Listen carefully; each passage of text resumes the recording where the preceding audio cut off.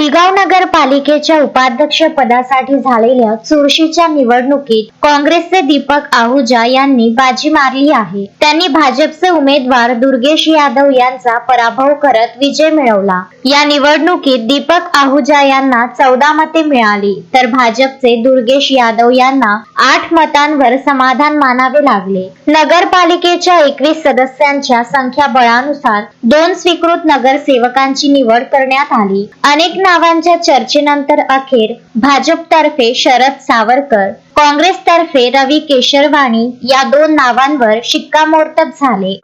कांग्रेस के सच्चे कार्यकर्ता का सही मायने में आज विजय किया। मैं भारतीय राष्ट्रीय कांग्रेस को दादा रंजीत दादा माजी सभापति मनोज जोशी उनका बहुत दिल से धन्यवाद करता हूँ। हमारे मित्र बहादुर जी चौधरी और हमारे चेतन व्यास, छोटे दीपक शालीवाल, सभी कांग्रेस के जितने भी कार्यकर्ता सभी को मैं बहुत अभिनंदन बधाई देता हूँ और धन्यवाद करता हूँ।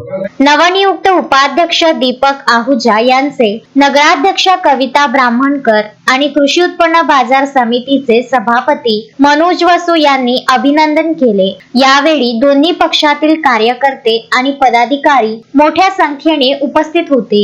पार्टीकडून आमचे 8 सदस्यांनी एक स्वीकृत सदस्य म्हणून शरदराव सावरकर यांची नियुक्ती करण्यात आली आहे सर्वानुमते।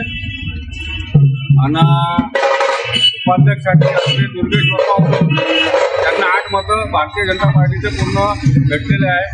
संघटित आहोत आणि गावच्या विकासासाठी आमचे पूर्ण नगरसेवक एकदम व्यवस्थित आदरणीय आमचे आमदार राजूभाऊ बकाने यांच्या नेतृत्वात काम करणार आहे। शरद भाऊ, तुमची काय आता पुढची अपेक्षा काय आहे तुमच्या, आता तुम्ही मेंबर झाले आता? सगळ्यात मोठा मी माझ्या मेंबरला धन्यवाद मानतो।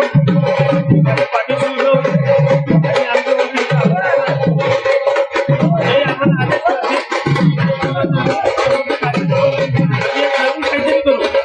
जो पुलगावसाठी योग्य राहील। दोन्ही पक्षांमध्ये नावावरून अनेक फेरबदल झाले असले तरी अखेर आहुजा, सावरकर आणि केशरवाणी यांच्या निवडीने राजकीय वर्तुळातील चर्चेला पूर्णविराम मिळाला आहे। अश्विन शाह, विदर्भ न्यूज, पुलगाव।